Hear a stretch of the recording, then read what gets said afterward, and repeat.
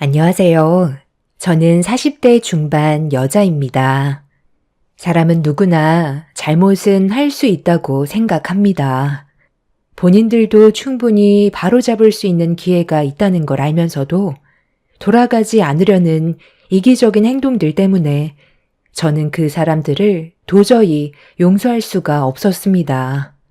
결혼 생활한 지 15년 만에 이혼 서류에 도장을 찍을 수 있었고, 현재는 법적으로 아무 상관없는 남이 되어버렸는데 너무 오랜 기간 참아오는 동안 그 인간들에게 너무 많이 시달려서 그런지 아직까지도 정신이 온전히 회복이 되지 않았습니다. 제가 사연을 신청하게 된 이유는 저희 엄마가 2년 전에 대장암을 진단받았을 때부터 시작이 됐는데요. 그때 당시 3기 초반이라 항암 치료만 꾸준하게 잘 치료해도 어느 정도 희망이 있다는 말을 들었었어요. 그래서 엄마는 병원에서 시키는 건 뭐든 다 했었죠. 어렸을 적 아빠가 건설 현장에서 추락사고로 세상을 떠나시는 바람에 엄마와 단둘이 정말 열심히 살아왔었어요. 그동안 온갖 고생 다 하고 이제야 어느 정도 안정적인 생활을 할 수 있었는데 엄마의 대장암 소식은 저에게 엄청난 절망으로 다가왔어요. 엄마도 저 혼자 남겨지는 건 원치 않는다며 어떻게 해서든 회복을 하시려 했지만 병마와 싸우는 게 생각했던 것보다 많은 어려움들이 있었습니다. 체력적인 소모도 커서 시간이 지날수록 엄마가 점점 지쳐가는 모습을 지켜볼 수밖에 없었어요. 좋아질 수 있는 희망이 있다던 의사의 말과 다르게 예상하지 못했던 상황들이 계속해서 터져 나왔어요. 수술로 암을 제거하고 어느 정도 숨 좀 쉴만 하면 다른 곳에서 또 암이 발견이 되는 일이 반복이 되었습니다. 저희 엄마의 몸에서 계속해서 나타나는 암세포가 혈액을 타고 장기 여러 곳을 돌아다니는 게 제일 큰 걱정거리였어요. 언제 어디에서 또다시 발병이 될지 아무도 모르는 상황이었죠. 면역력까지 떨어지다 보니 엄마의 몸에서 암세포는 활개를 치며 돌아다녔고 어떻게든 이겨보려 악착같이 항암 치료를 받았는데도 달라지는 건 전혀 없었습니다. 그렇게 암과 싸워온 지 2년의 시간이 흐른 끝에 좋아질 수 있을 거라는 희망은 절망으로 바뀌어 버렸고 저는 엄마를 떠나보낼 준비를 해야만 했어요. 절대로 제 곁을 떠나지 않겠다던 엄마가 저와 작별하려고 숨을 거칠게 호흡하실 때 너무 무서웠습니다. 엄마가 떠나는 걸 상상조차 해본 적이 없었고 평생 제 옆에 있어줄 거라 믿고 있었는데 암이라는 질병 하나 때문에 엄마를 떠나보내야 한다는 게 가슴이 찢어질 정도로 너무 힘이 들었습니다. 그런데 이런 심각한 상황 속에 남편과 시모는 제 아픔을 어루만져 주기는커녕 오히려 축배를 들고 있었어요. 당신 지금 여기서 뭐 하는 짓이야? 우리 엄마 언제 떠나는지 보려고 구경 왔니? 맥주랑 땅콩 당장 안 치워? 여기가 무슨 영화 관람하는 극장이야? 아이, 오늘 내일 하신다면서. 벌써 사흘째야. 오늘도 저러다 하루 넘기시겠지. 나는 뭐 이러고 싶어서 그런 줄 알아? 지루하니까 땅콩이라도 씹으면서 보려는 거야. 그래, 맞다. 오늘 넘기면 5일째잖아. 의사 말로는 세상을 떠나고 싶지 않아서 정신줄을 놓지 않고 있다던데. 너를 두고 먼저 떠나는 게 얼마나 싫으면 저러겠니? 이것만큼 지루한 것도 없다. 저기요, 사돈. 고통스럽게 명줄 붙잡고 있지 말고 이제 그만 떠나세요. 저희들도 생각해줘야죠. 하루 이틀도 아니고 이게 뭐예요? 저희도 이젠 너무 지치고 지겨워서 맥주 한 잔에 땅콩 먹고 있습니다. 제 말 들리시죠?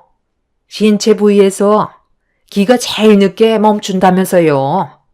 눈 감고 숨만 헐떡거린 지 벌써 4일째입니다. 저희 더 힘들게 하지 마시고 이제 그만 세상에 미련 버리세요. 내가 봤을 때 오늘도 저런 식으로 버티다가 하루가 또 지나갈 것 같다.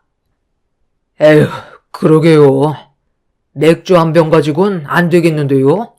밑에 편의점에서 좀 더 사와야 할 것 같아요. 제가 어르신들한테 듣기론 건강식품을 많이 챙겨 먹으면 세상 떠날 때 숨이 잘 안 끊겨서 고통스럽게 떠난다던데, 장모님이 평소에 건강 생각해서 그런 식품들 엄청 챙겨 드셨나 보네. 그러니 저렇게 눈만 감고 버티시지. 저는 개념 없는 두 모자의 얼굴을 보고 싶지 않아 다 필요 없으니까 나가시라며 소리를 질렀어요. 남편과 시모는 화가 난 제 모습에 당황하면서 자리를 피했지만 좀처럼 화가 가라앉지 않았어요. 하루 이틀도 아니고 남편과 시모의 행동은 저를 너무 힘들게 만들었어요. 저는 엄마가 떠난다는 것 때문에 정신적인 충격이 상당한데 두 모자는 이런 상황을 즐기고 있었습니다. 그동안 저희가 얼마나 많이 도와줬었는데 엄마가 떠날 때 보인 두 모자의 모습은 제 화를 더 키웠고 이 일이 마무리되면 두 사람과의 인연도 정리할 생각을 가지고 있었어요. 인생에 필요 없는 사람들과 함께할 이유가 없다고 결정을 하게 되었죠. 숨 넘어가는 사람 앞에서 맥주와 땅콩을 사가지고 와서 먹고 있을 땐 당장이라도 두 모자의 머리채를 잡아버리고 싶을 정도로 화가 많이 났었습니다. 엄마의 마지막 순간에 안 좋은 모습 보여드리고 싶지 않아 최대한 이성을 놓지 않기 위해 두 모자를 내쫓았는데 집으로 돌아간 줄 알았던 그 인간들이 잠깐 화장실을 가려고 병실 밖을 나왔을 때 비상계단으로 향하는 모습을 보게 되었습니다. 왜 병원에서 맴돌고 있는지 이해하지 못한 저는 한마디 하려고 비상계단 문을 열었는데 두 모자의 대화에 깜짝 놀라 입을 다물지 못할 정도로 경악을 했어요. 너무 충격적인 대화라 온몸에 소름까지 돋았습니다. 대장암은 유전적인 요인이 상당하다던데, 애미는 아직 몸에 이상 없다디? 이왕이면 안 싸돈 세상 떠날 때 같이 가면 장례를 2번 안 치러서 상당히 편할 텐데. 그래야 그 식당 우리가 가져갈 수 있을 거 아니야. 언제 떠날지도 모르는 며느리 목 빠지게 기다리는 것도 참 그렇네. 무슨 방법 없니? 식당을 우리 걸로 만들 방법 정말 없는 거야? 사돈이 떠났으면 그 식당 며느리한테 자동으로 넘어갈 텐데 명의를 너로 변경할 수 있게 계획 좀 세워봐라. 돈 되는 건 우리가 가져가야지. 저도 생각을 안 해본 건 아닌데요. 저 사람이 장모님 식당을 저한테 줄 이유가 없잖아요. 저도 식당 일을 같이 도와서 하는 입장이긴 했어도 저는 혈육이 아니라서 얻어갈 수 있는 게 아무것도 없더라고요. 그래서 제가 보상받을 수 있는 방법을 좀 생각해 봤는데 이거 어떤 것 같아요? 차라리 이게 더 속 편하지 않아요? 다른 말은 다 들렸는데 마지막에 남편이 뱉은 한마디는 제 귀에 들리지 않았어요. 시모의 귀에 대고 속삭이는 바람에 어떤 계획을 가지고 있는 건지 알 수가 없었습니다. 두 모자가 우리 집안을 어떻게 생각하고 있는지 충분히 알게 된 이후 이혼은 조금도 고민하지 않았어요. 한창 예민한 나이인 아이들이 마음에 걸리기는 했지만 그렇다고 이런 상황을 알고도 모른 척 지낼 수는 없었어요. 그렇게 되면 나중엔 저에게까지 피해가 올 수도 있었고, 마지막에 듣지 못했던 남편의 한마디 때문에 불안해서 하루빨리 이혼을 하고 싶었습니다. 엄마가 세상을 떠난 뒤 3일장이 끝나는 순간 남편과의 이혼을 결정하게 되었고, 비상계단에서 듣게 된 두 모자의 진짜 모습들에 더는 어떠한 미련조차 남아있지 않았어요. 엄마는 결국 마지막까지 놓지 않으려 했던 제 손을 놓게 되면서 끝내 버티지 못하시고 그날 세상을 떠나셨습니다. 사랑하는 사람이 곁을 떠나게 된다는 건 너무 가슴 아픈 일이었어요. 숨은 멎었는데 체온은 따뜻했고 고통스러워하던 좀 전의 모습과는 다르게 평온을 되찾은 얼굴을 하고 있었습니다.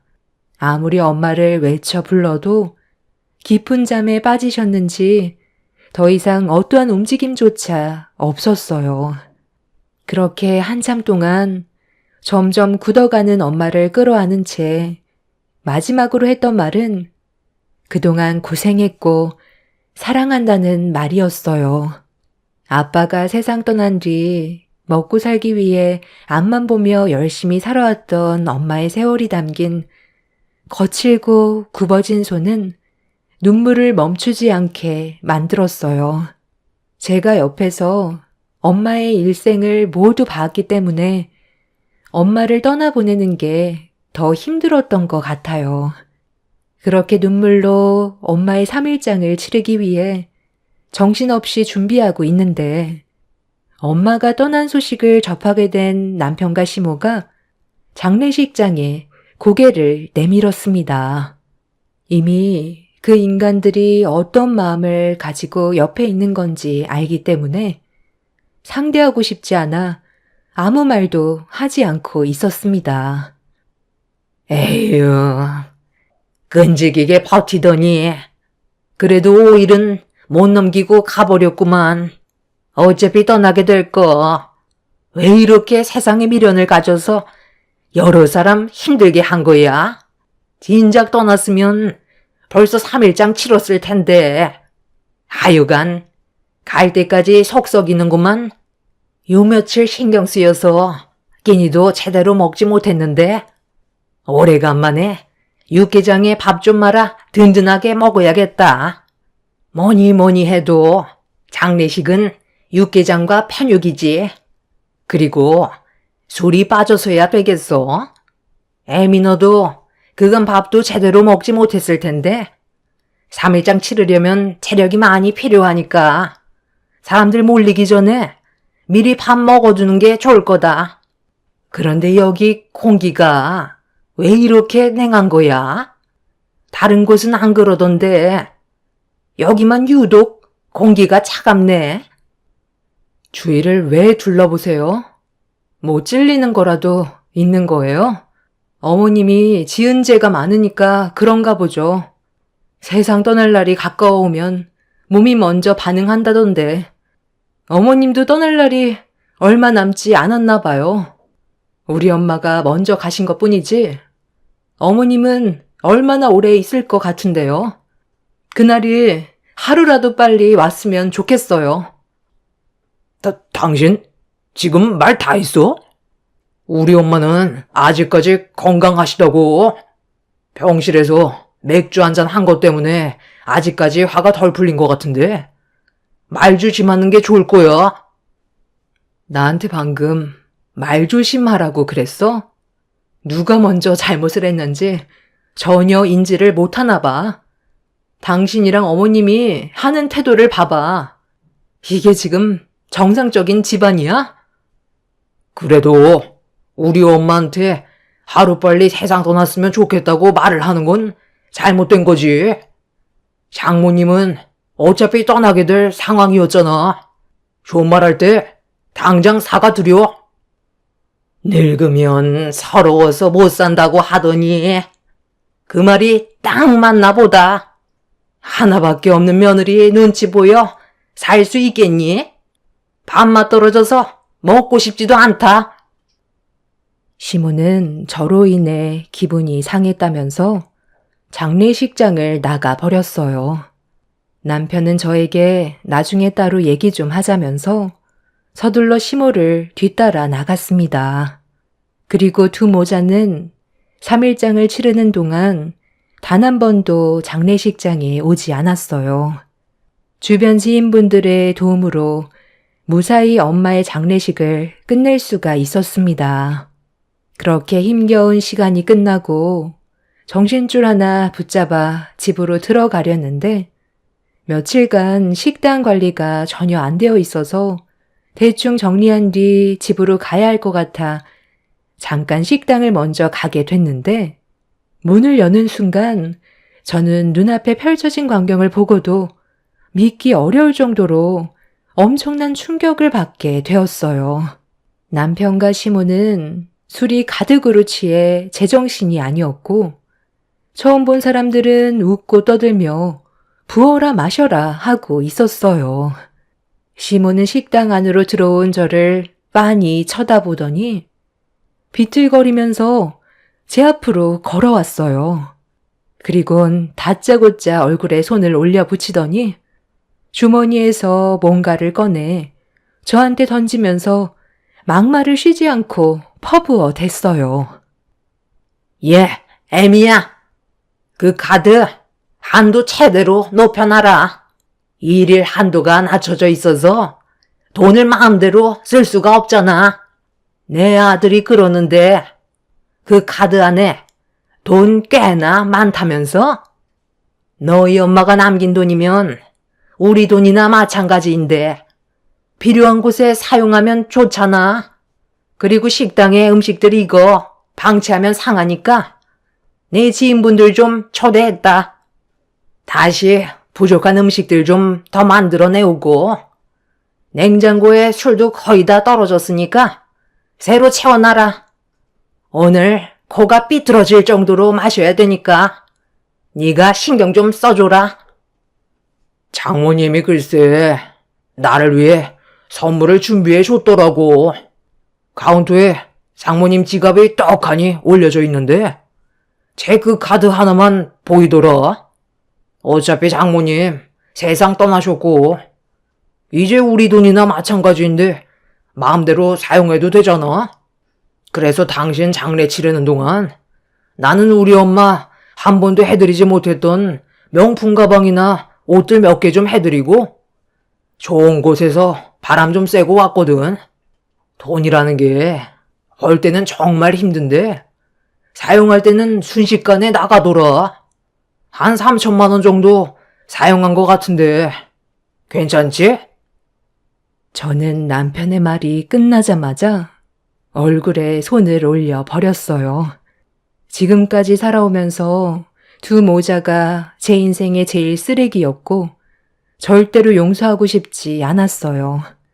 이렇게까지 사람이 막 나갈 줄은 상상조차 하지 못했었는데 너무 큰 실망을 하게 된 저는 그 자리에서 바로 두 사람을 신고했어요. 남편은 자기 얼굴에 손을 댔다며 식당의 물건을 집어던지면서 난리를 쳤고 시모는 식당 하나 운영하면서 꼴에 있는 척 한다고 가족끼리 돈 좀 쓴 거 가지고 일을 크게 벌인다며 저에게 화를 내고 있었어요. 정상적인 사람들이 아니었죠.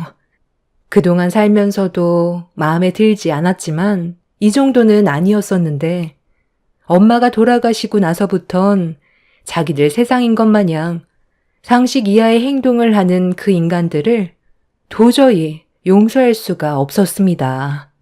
경찰들이 오고 남편과 시모의 행동에 대해 조사를 진행했는데 알고 보니 비상계단에서 대화를 나눴을 때 제가 듣지 못했던 한마디는 남편이 저희 엄마 식당 카운터에 지갑이 올려져 있는 걸 알고 있었는데 그 안에 체크카드로 돈을 좀 쓰자고 시모와 대화를 나눈 거였어요.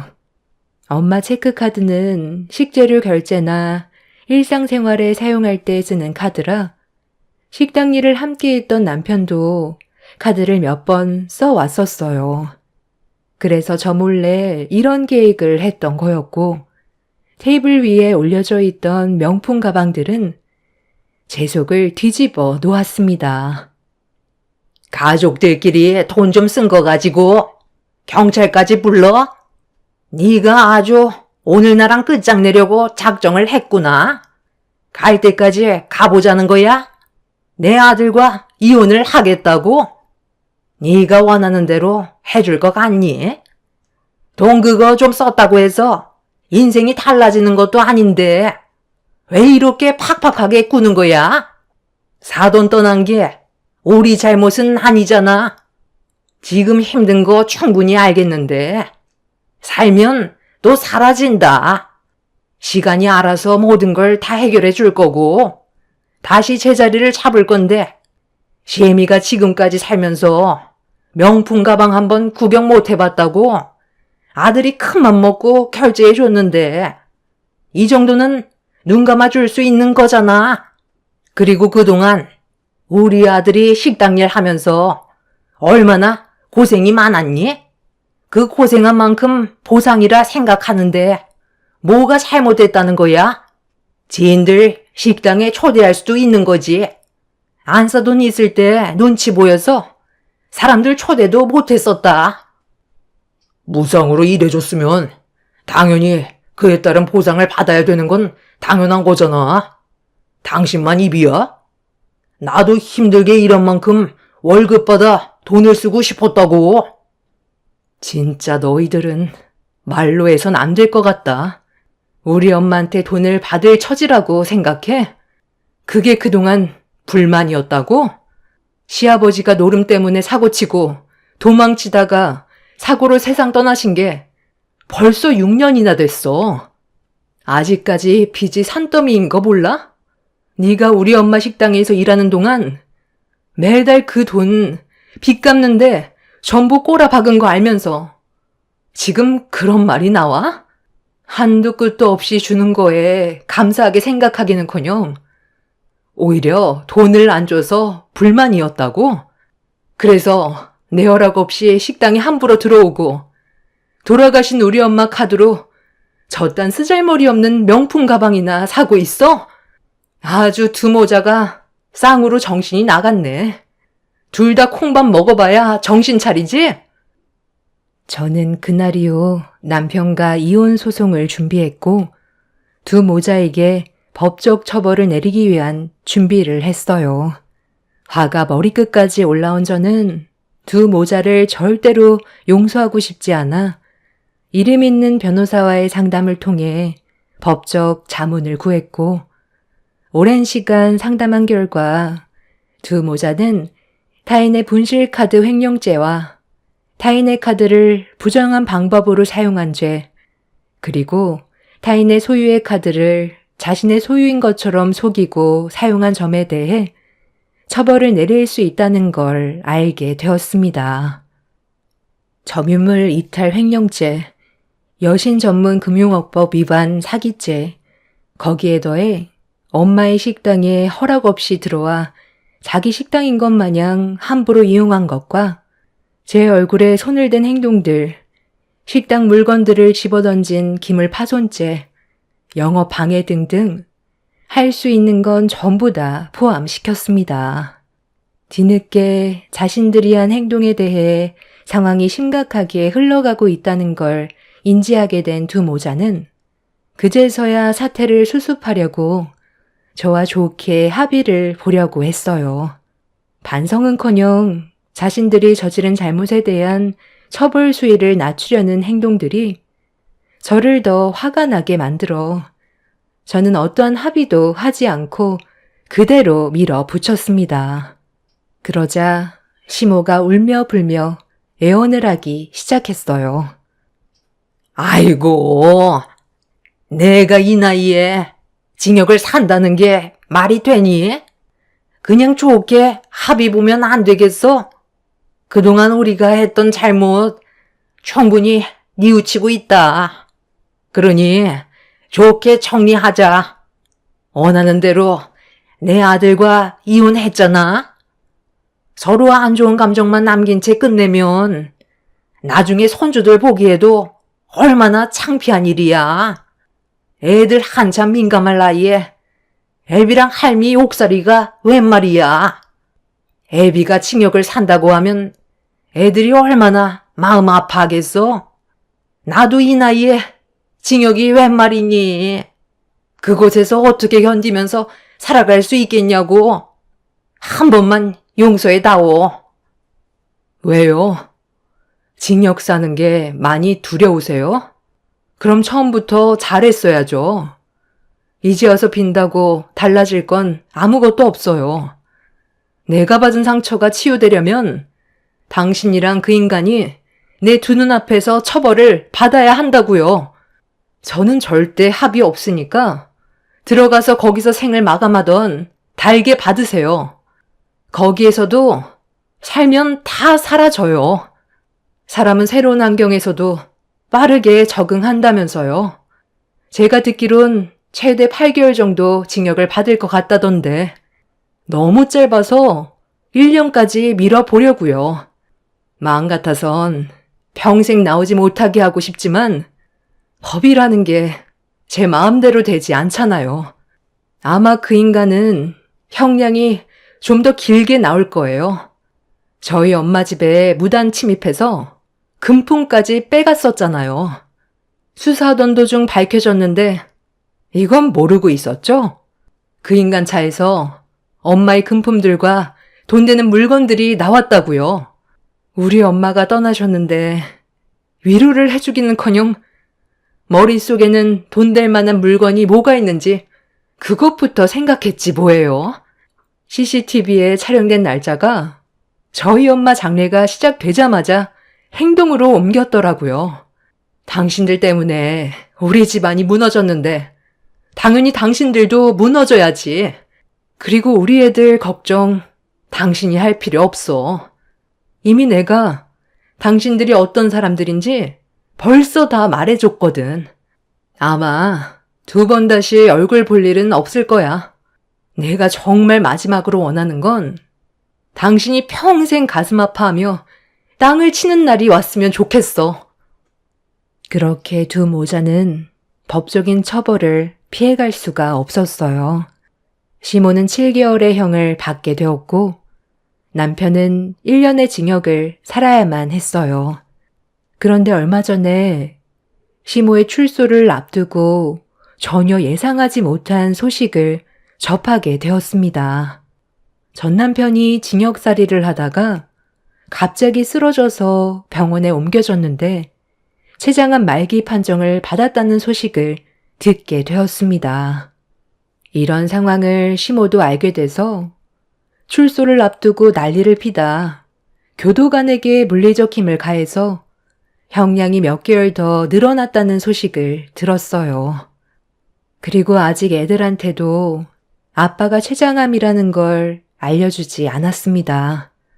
현재 학업에 열중하고 있는 이런 상황들 때문에 상당한 지장이 생긴 상황 속에 암이라는 말을 하게 된다면 아이들이 많이 힘들어질 것 같아 아직 아무 말도 하지 않고 있어요. 징역을 살다가 다시 나온 남편이 아마 먼저 저에게 도움을 청하려고 움직일 게 뻔한데 피곤한 일이 생길까봐 서둘러 이사를 해야 될 것 같습니다. 집부터 알아보는 게 급선무인 것 같아요. 애들 핑계로 또다시 저에게 거머리처럼 붙을 테고 금전적인 요구를 하겠죠. 그 인간들이 저지른 금전적인 손해는 전부 다 보상을 받긴 했지만 췌장암 핑계로 힘겹게 돌려받은 돈을 다시 토해내고 싶지 않습니다. 이미 이혼을 했는데 애들 아빠라는 이유 하나로 저희 엄마가 한평생 고생해서 모은 돈을 전 남편한테 사용하고 싶지 않아요. 어차피 췌장암 말기면 가망도 없는 건데 시간을 연장할 필요는 없다고 생각해요. 그 인간들이 불행해졌으면 좋겠다고 간절히 빌었었는데 이런 식으로 또 다른 전개가 펼쳐지게 될 거라곤 상상조차 하지 못했었는데 애들을 생각하면 이 또한 다행인지 불행인지 잘 모르겠어요. 앞으로 저와 애들만 생각하며 악착같이 살아가려고요. 제 사연을 들어주신 여러분들께서는 가족들과 서로 행복한 시간을 가지셨으면 좋겠어요. 한 번뿐인 인생 서로 얼굴 붉히면서 사는 거 정말 아무 의미 없는 것 같아요. 가족이라는 울타리 안에서 행복하게 사는 게 인생에 있어 제일 중요한 일인 것 같습니다. 눈 감기 전에 후회는 없어야 하잖아요. 젊었을 때는 혈기왕성해서 가족들이 없어도 잘 살아갈 수 있을 거라 생각하겠지만 나이 먹고 자기 몸 하나 돌보기 힘들어질 때면 가족이 그리워진다고 하네요. 그때 돼서 주변에 아무도 남아있지 않게 된다면 얼마나 외롭겠어요. 가족들과 서로 등 돌리기 전에 좋게 해결할 수 있는 건 하루빨리 바로 잡으시길 바랄게요. 저 같은 경우 그렇게 하지 못했지만 여러분들 중에선 아직까지 시간이 있으시다면 후회 없는 선택 하시길 바랍니다.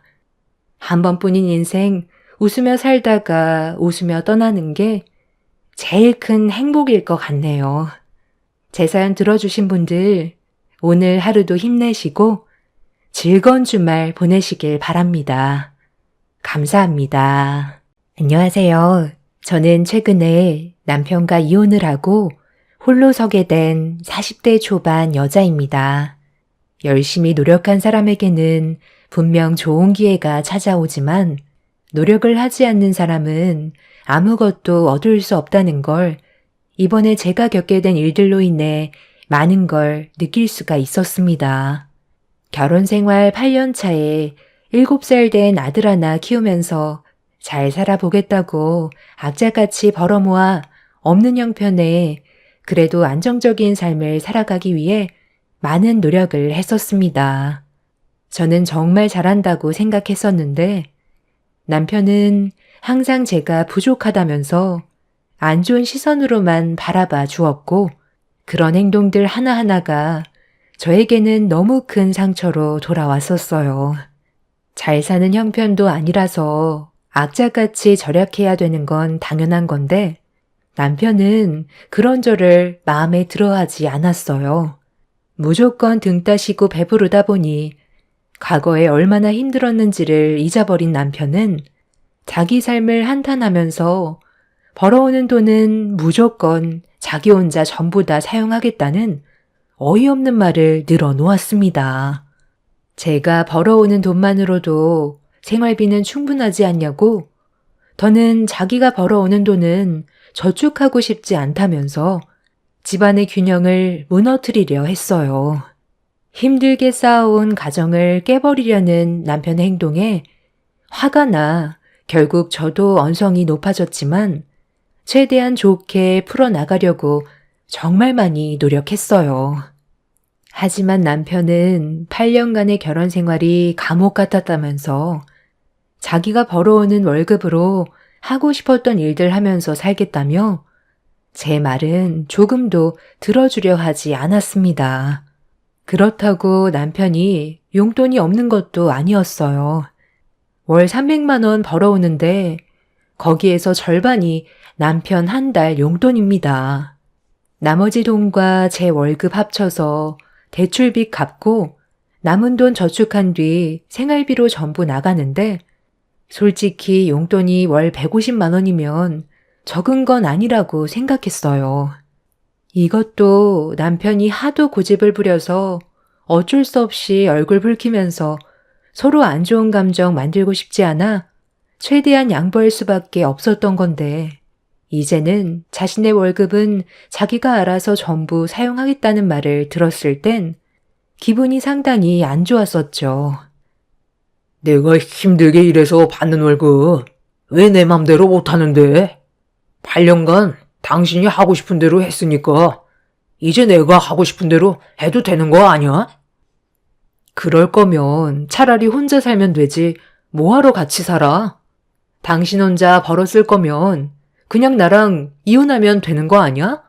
나도 남들처럼 여유 있는 삶을 살고 싶지. 돈에 쫓겨다니는 이런 인생을 원한 건 아니었어. 한 달에 얼마나 많은 돈이 빚으로 나가는지 알고는 있어? 겨우 원하는 아파트 청약 당첨돼서 그동안 모아두었던 돈들 전부 아파트에 집어넣는데도 턱없이 모자라서 무리하게 대출 끌어모았던 거 당신도 알잖아.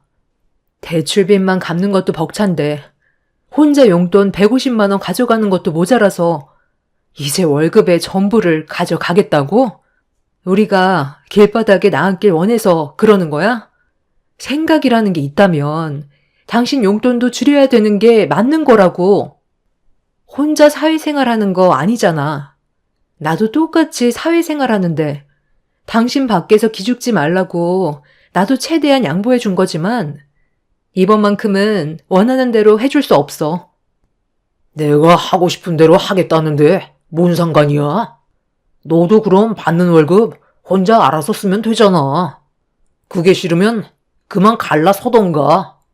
이런 삶 지겹지도 않냐? 지금 그게 집안의 가장이 할 말이야? 우리가 이혼하면 상우는 어떻게 하라고? 나랑 결혼할 때 뭐라고 그랬어? 당신이 꾸린 가정 지키기 위해 열심히 살겠다고 했잖아. 그런데 이제 와서 이혼을 하자고? 원래 이렇게 무책임한 사람이었니? 하고 싶은 대로 멋대로 할 거면 아파트에는 왜 이사 온 거야? 네가 원하니까 들어온 거잖아. 나는 그 전에 살던 집이 훨씬 편했다고. 괜히 빚만 더 많아져서 얼마나 짜증나는지 알아? 나도 돈 많은 여자 하나 잡을 걸 그랬다. 남편의 무책임한 행동들이 힘들게 버텨오고 있던 저를 무너지게 만들었어요.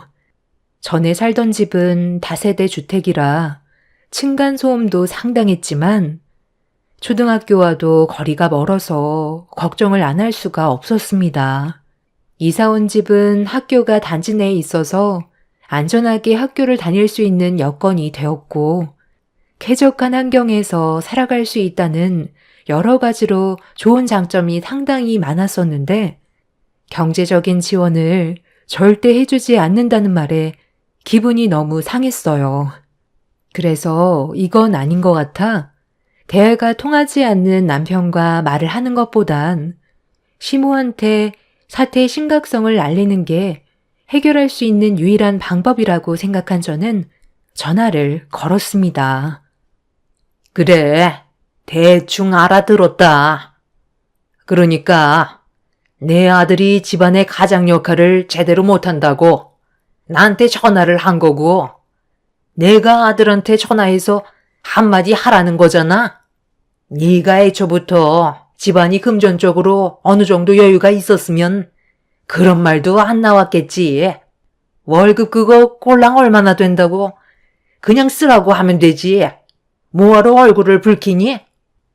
어머님, 꼴랑이라뇨. 그 사람이 벌어오는 돈으로 한 달 동안 얼마나 많은 일처리를 하는 줄 아세요? 지금 집안에 위기가 와서 도움을 요청드린 건데 어떻게 그 일랑 똑같은 말을 하세요? 어머님도 저희 가정이 무너지길 바라는 거예요? 그이가 저한테 뭐라고 했는지 알아요? 돈 문제 때문에 이혼까지 하자고 했어요. 이혼까지 얘기 나왔으면 내 아들은 너한테 더는 감정이 없다는 건데 그럼 정리하면 되는 거잖아. 인생을 너무 어렵게 생각하지 말고 그냥 흘러가는 대로 살면 되는 거야. 이혼하자고 했으면 갈라서고 각자 갈 길 가면 되는 거지. 복잡하게 생각할 필요 전혀 없어. 내가 봤을 때 너희들 해결 방법이 전혀 없는 것 같은데 말 나온 김에 잘 됐다. 둘이 이혼하고 나도 좀 내 아들한테 용돈 받아가면서 살아보자.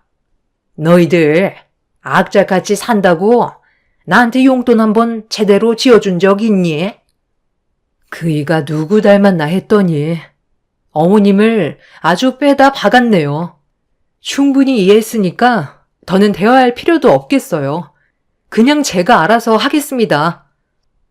시모와 더 이상 대화 자체가 되지 않아 그냥 끊어버렸어요. 다시 시모에게 전화가 걸려오길래 핸드폰 전원을 꺼버렸고 남편과 결혼한 게 후회스러워 저도 방법을 찾아야만 했어요. 제가 상상했던 삶과 전혀 다른 길을 걷고 있는 것 같아 퇴근하고 들어온 남편한테 다시 진지한 대화를 시작했습니다. 이 집 내 명의로 돌려놓는 게 좋겠어. 어차피 당신은 집안의 가장 역할도 하지 않고 금전적으로도 지원을 해주지 않겠다고 했으니까 공동 명의였던 거 내 명의로 돌려놓는 건 맞는 거잖아. 어차피 대출받은 거 빚이 대부분이고 당신 돈보다 내 돈이 훨씬 더 많이 들어갔으니까 나는 그게 맞는다고 생각하는데. 그럼 내 월급 전부 쓰는 조건으로 명의만 변경해주면 된다는 거지? 그거야 어려운 건 아니지. 나중에 딴 말 하면 안 돼. 아니다. 말 나온 김에 각서 쓰자. 뭐든 확실하게 짚고 넘어가는 게 좋으니까 영상까지 직접 촬영해서 증거물을 만들어 놓자고. 당신이 집에서 버는 돈으로 좀 더 쪼개서 생활하면 충분히 가능하잖아. 남편은 자신의 월급을 전부 다 쓰는 조건으로 공동 명의의 아파트를 제 명의로 돌려놓았습니다. 당장 어떤 일이 벌어질지 전혀 알지 못한 남편은 자기가 버는 돈 전부를 혼자 쓸 수 있다는 생각에 입꼬리가 하늘을 치솟고 있었습니다. 어차피 이혼 얘기가 오고 간 마당에 제가 남편한테 기대할 것도 없었고 같이 살고 싶은 마음도 이미 떠나버렸기 때문에 조금의 미련은 없었어요. 무책임한 가장을 데리고 힘들게 사느니 차라리 저 혼자 열심히 벌어 모아 제 아들과 남은 인생 사는 게 스트레스 안 받고 앞으로 커갈 아이한테도 정신적으로 안정을 줄 수 있을 거라 확신했어요. 그래서 아파트 명의가 제 이름으로 변경이 된 순간부터 제 행동은 180도 바뀌게 되었고 달라진 모습에 당황한 남편은 저에게 불만을 표출했지만 눈 하나 깜빡하지 않고 제 할 일 하며 대화를 이어나갔습니다. 큰 소리 치지 마. 상우 이제 잠들었어. 그리고 나 일하는 거 안 보여? 나 혼자 벌어먹고 살아야 해서 일적으로 더 많은 시간을 사용해야 된다고. 그러니까 방해하지 마. 그래도 이건 너무하잖아. 너 지금 내가 월급 전부 다 사용한다고 해서 이런 식으로 치사하게 나오는 거야? 아무리 그래도 그렇지. 기본적인 건 해줘야지. 내가 왜 그렇게 해줘야 되는데? 네가 이미 집안의 가장 역할을 포기했는데 나도 대우해줄 필요 없는 거 아니야? 원하는 게 있으면 돈을 줘. 내 시간을 당신 뒤처리 해주는데 사용할 수는 없거든. 너도 이 집에 어느 정도 진짜 손톱만큼 지분이 있으니까 사는 것까지는 허용해 주겠지만 그 이상은 네가 알아서 해. 그렇다고 빨래를 전혀 안 해주는 건 말이 안 되지. 이런 식으로 치사하게 나올 줄 몰랐는데 정말 너무하네.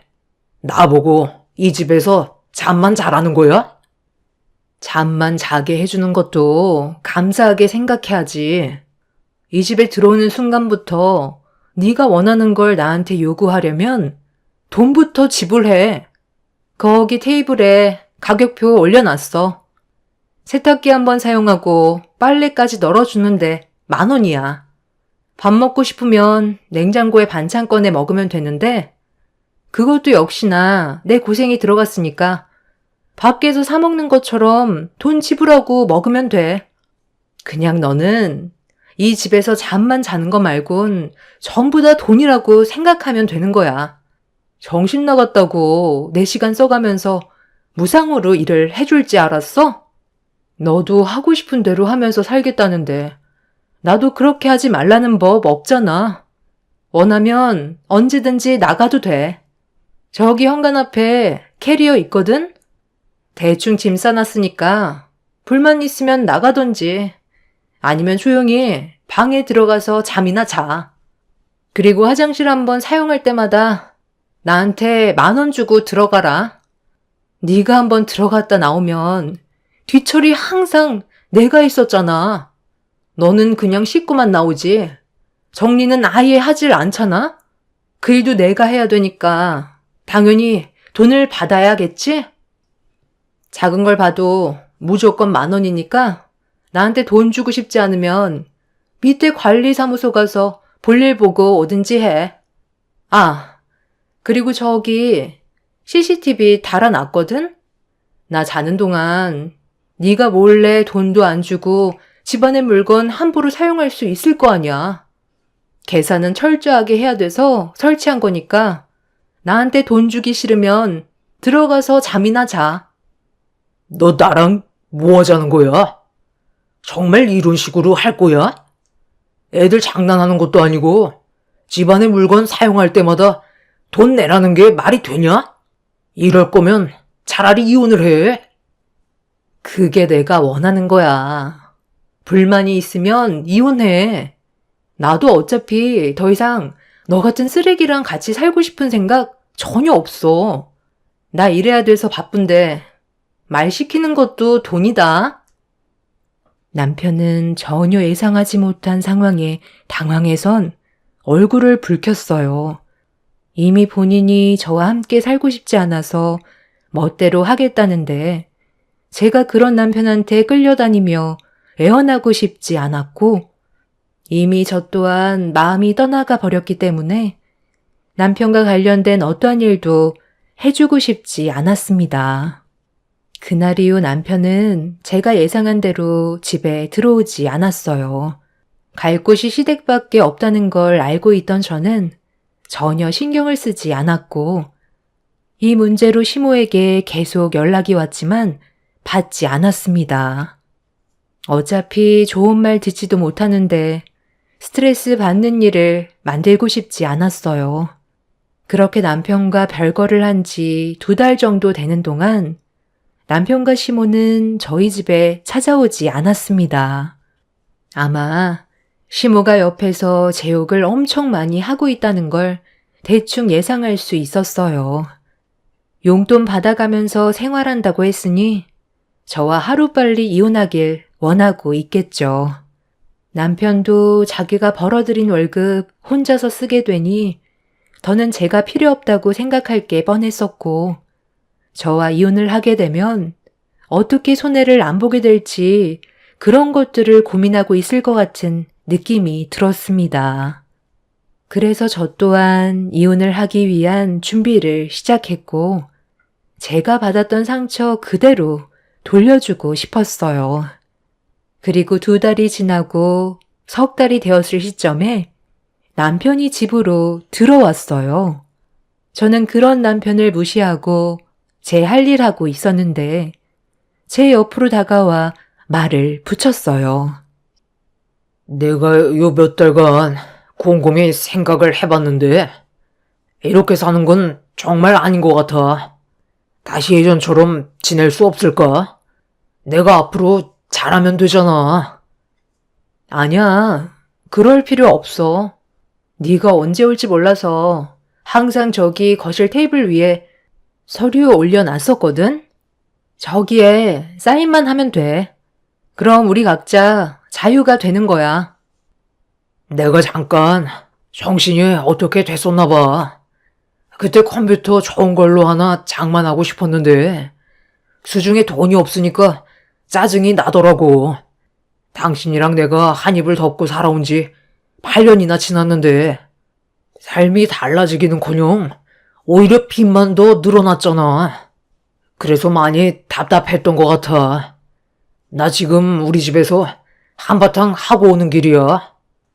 아버지가 더는 이 꼴 못 보겠다고 나를 내쳐버렸어.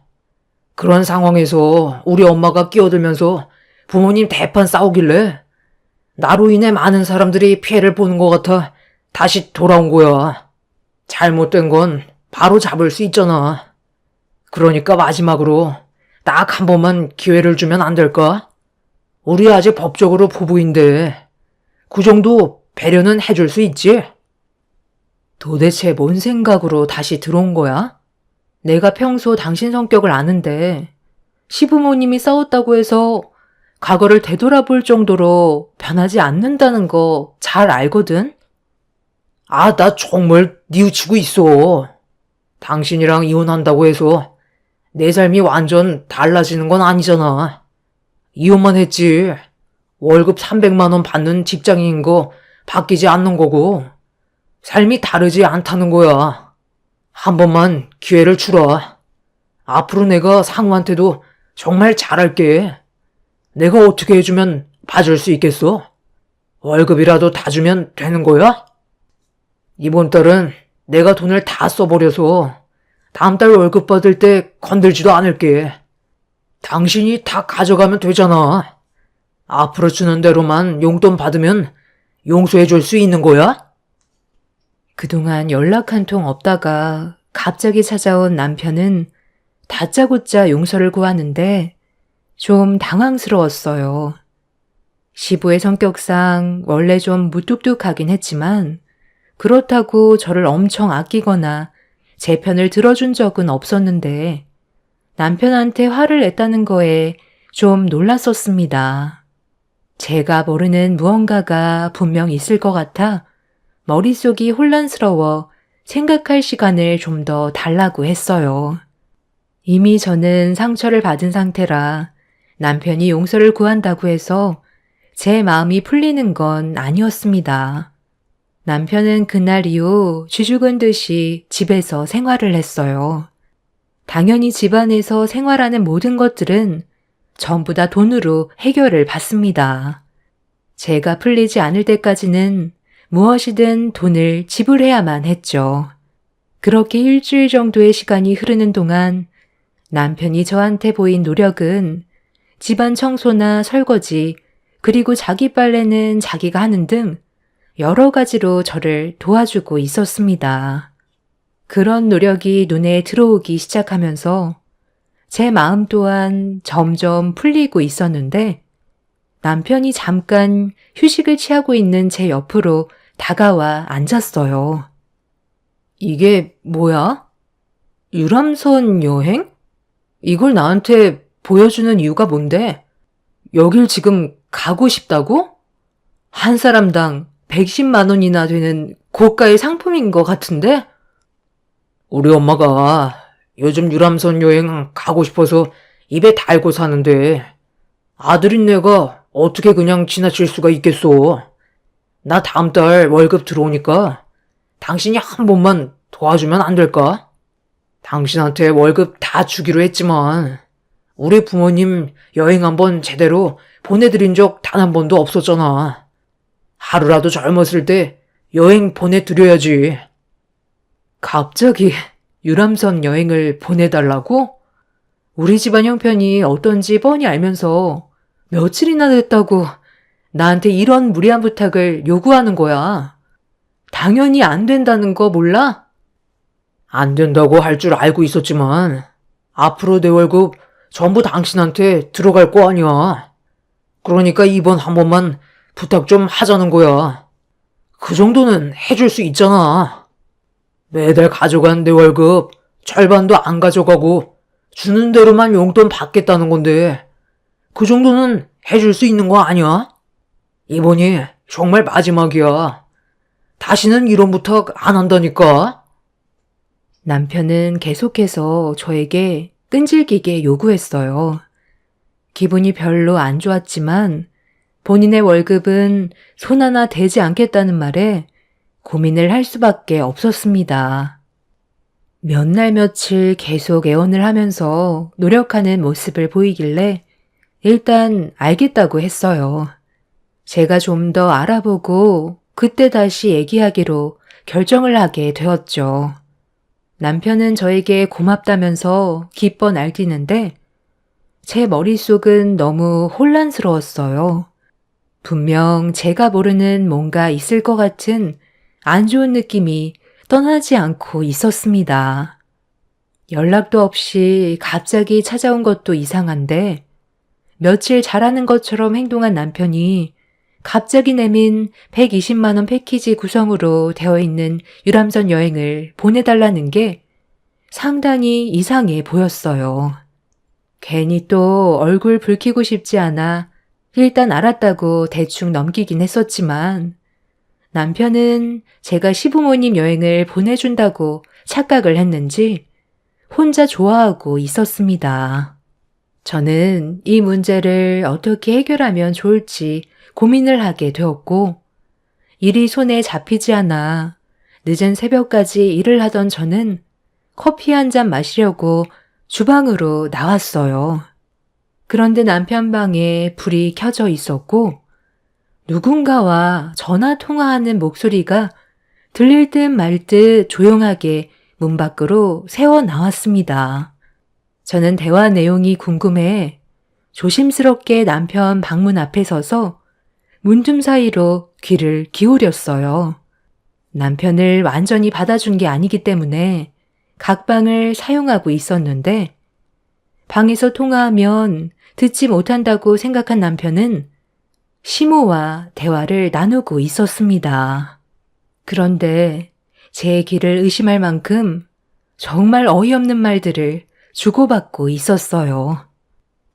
아, 그렇다니까요. 정말 보내준다고 했어요. 생각해보겠다고 한 거면 거의 다 넘어온 거잖아요. 제가 정신 나갔다고 힘들게 번 돈을 뭐하러 넘겨줘요? 엄마랑 아버지 여행 한번 제대로 보내준 적 없었는데 이렇게라도 해서 뜯어 먹어야죠. 제가 완전히 바뀐 줄 알고 있다니까요. 엄마 여행 다녀오면 바로 이혼하게요. 여행 며칠 안 남았으니까 미리 준비하세요. 엄마 여행 떠나시자마자 바로 이혼 도장 찍을 거예요. 제가 이렇게까지 안 하면 저 여자 자기 주머니에서 절대로 돈 꺼내지 않는다고요.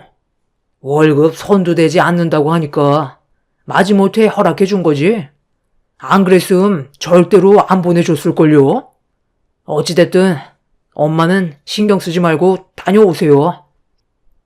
남편의 행동이 의심스러웠는데 저와 이혼을 하면 자기가 손해보는 게 많다고 생각했는지 조금이라도 뜯어먹으려고 그동안 저에게 연기를 하고 있던 거였어요. 정말 어이가 없었고 이중적인 모습으로 행동하는 남편한테 온갖 정이 다 떨어져 버렸습니다. 확실하게 모든 걸 알게 된 이후 다음날 아침에 남편을 불렀어요. 120만 원 유람선 여행 보내줄게. 그 대신 당신도 내가 원하는 조건을 들어주는 게 좋겠어. 일단 여기 이혼 서류에 도장부터 찍어줄래? 우리 관계 아직 정리 안 됐잖아. 당신이 나한테 조금이라도 거짓말을 하고 있다면 지금 말해. 하지만 조금도 거짓된 행동을 하지 않고 나에게 진실한 모습만 보여줬다면 이혼 서류에 도장을 찍어.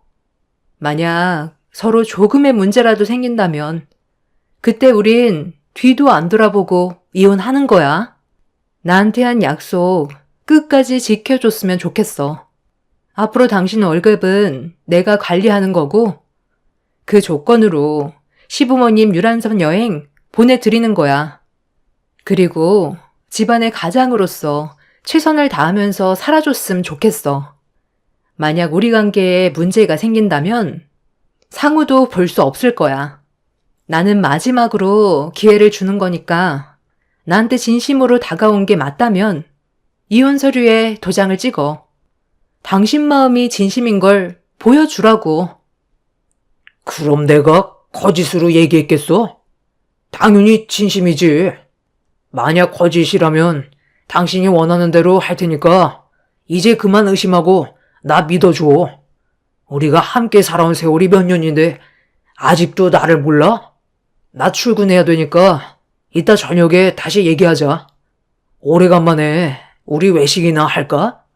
바람 안 쐬러 간 지 오래됐잖아. 내 마음이 아직 전부 다 풀린 게 아니라서 그건 나중에 하는 게 좋겠어. 그러고 보니 우리 부모님도 여행 안 보내드린 지 오래됐는데 이번 기회에 같이 보내드리는 게 좋겠네. 패키지 상품이 꽤 좋아 보이는데 같이 가도 문제 될 건 없잖아?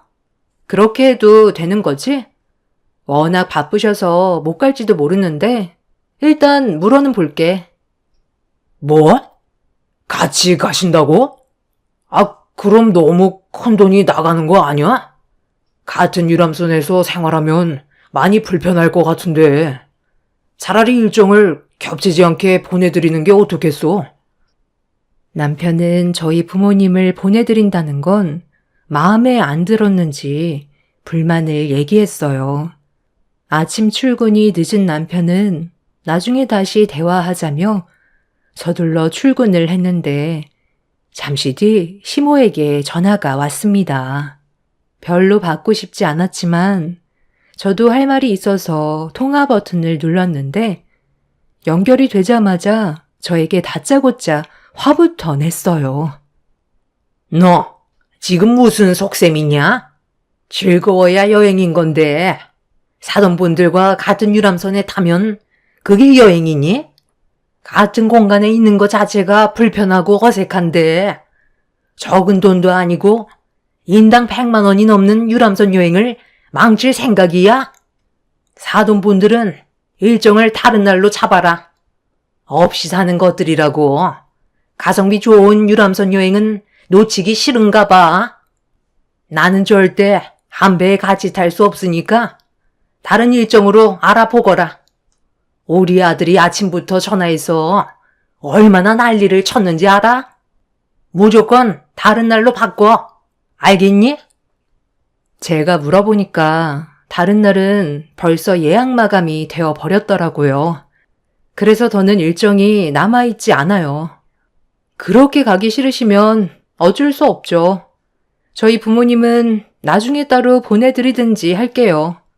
그럼 차질 없이 여행 계획 잡으세요.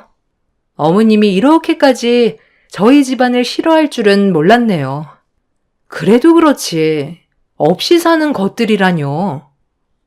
어찌됐든 어머님 이름으로 예약해 놓을 테니 현장 가셔서 이름 말씀하시면 표 줄 거예요. 앞으로 이틀 남았는데 계획 잘 하셔서 다녀오세요. 남편이나 시모나 사람들이 하나같이 다들 본인들만 생각하는 이기적인 사람들이었어요. 어차피 저희 부모님이랑 시부모 한 배에 태워 보내드릴 생각 조금도 없었습니다. 그냥 어떤 반응을 보일지 그게 궁금했던 거였죠. 예상했던 대로 이기적인 모습을 보여준 그 인간들한테 온갖 정이 다 떨어져 버렸고 제가 계획한 대로 일정이 진행이 되고 있었습니다. 그렇게 며칠 뒤 주말에 남편과 저는 시부모 유람선 여행을 위해 표를 끊는 곳으로 향했어요. 남편은 저까지 뭐하러 가냐고 했지만 저는 꼭 가야만 하는 이유가 있었기 때문에 시부모님 유람선 타는 모습 보고 싶다며 남편과 함께 차를 타고 목적지로 향하게 되었습니다. 그렇게 도착해 차에서 내렸는데 유람선 표 끊는 곳에 사람들이 웅성거리고 있었어요. 시모가 화를 내면서 난리를 치고 있길래 남편이 달려가 무슨 일인지 확인을 하기 위해 서둘러 달려갔어요. 아니 글쎄, 며느리가 내 이름을 말하면 유람선 탑승표를 준다고 했는데 내가 명단에 없다잖아. 예, 이게 무슨 일이니? 왜 내 이름이 명단에 없는 거야? 아, 그거요? 제 이름으로 결제를 했거든요. 어머님 이름으로 결제를 하려고 했다가 마음이 바뀌어서요. 잠시만요. 이제 곧 올 때가 됐는데. 저기 오고 있네요. 뭐야? 왜 저 외제차에서 사돈분들이 내리시니? 그리고 여기 선착장인 왜 온 거야? 같은 유람선 안 타기로 하지 않았어? 나한테 거짓말 한 거야? 저는 거짓말 한 적 없는데요. 거짓말은 제가 아니라 당신 아드님이 했겠죠. 정말 어이가 없어서 저한테 접근했던 게 고작 이깟 유람선 여행 가려고 했던 거예요? 본인들 돈 쓰기 싫으니까 나를 살살 굴려서 결제하게 만든 다음 이혼하려고 했다면서요? 아침부터 녹음된 증거물 틀고 싶지 않으니까 저리 좀 비켜주세요. 저희 가족 여행 가기로 했는데 배웅 나와주셔서 정말 감사해요. 보니까 벤츠 외제차로 터미널에서부터 선착장까지 데려다주는 패키지도 있더라고요. 저희 식구들이 언제 외제차 타보겠어요. 이번 기회에 큰맘 먹고 패키지 상품에 포함시켜 봤거든요. 엄마, 괜찮았어요? 관광지 한 바퀴 도니까 기분이 어떠셨어요? 언니, 나 기분 정말 좋았잖아. 내 평생 외제차 보기만 했지 직접 타본 적 없었는데 관광지 한 바퀴 돌 때 친절하게 설명까지 전부 다 해줘서 너무 좋았다니까. 그런데 돈 꽤 들지 않았어? 외제차 2대면 가격이 상당할 텐데. 우리 가족 여행 보내주려고 너무 무리한 거 아니야? 유람선 여행도 상당히 비싸던데. 아, 어차피 이 사람한테 위자료 청구하면 되니까 상관없어. 살면서 한 번쯤은 우리 가족 여행 가보는 게 소원이었잖아. 당신 뭐 하자는 거야? 지금까지 나를 속이고 있었던 거야? 네가 원하는 대로 여행 갈 수 있을 것 같아? 당장 여행 티켓 취소해. 너희들도 절대 못 가. 어차피 네가 아무리 발버둥 쳐봤자 할 수 있는 건 아무것도 없어. 나한테 얼마나 많은 증거물들이 쌓여 있는지 알아? 너는 나 여행 다녀올 때까지 기다리고나 있어. 저는 외제차 투어를 마친 부모님과 동생들을 유람선에 올려 태웠어요. 시모와 남편은 저를 보며 온몸을 바들바들 떨면서 분노를 했고, 저는 남편을 밀친 뒤 제 아들과 함께 유람선에 올라탔습니다. 그렇게 가족들과 행복한 여행을 즐기면서 남편한테 받았던 안 좋았던 모든 과거의 일들을 훌훌 털어버린 뒤 여행 일정이 끝나자마자 남편과 이혼을 했어요. 본인이 내뱉은 말들 때문에 반박도 못하고 제가 해달라는 대로 모든 걸 다 해야만 했었죠. 본인들이 원하는 건 하나도 얻지 못하고 되레 당하기만 한 멍청한 시댁 식구들과의 연을 끊어낸 저는 지금 더할 나위 없이 행복하게 잘 살고 있습니다.